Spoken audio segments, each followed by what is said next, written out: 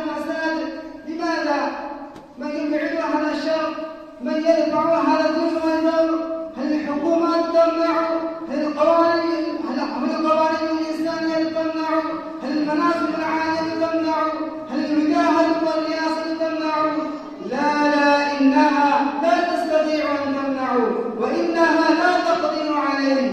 يا أحبائي وزملائي، العلاج المؤثر والطريق المحكم لإزالة هذا الفساد هي الدعوة الإسلامية، الدعوة الحكيمة، الدعوة الدينية.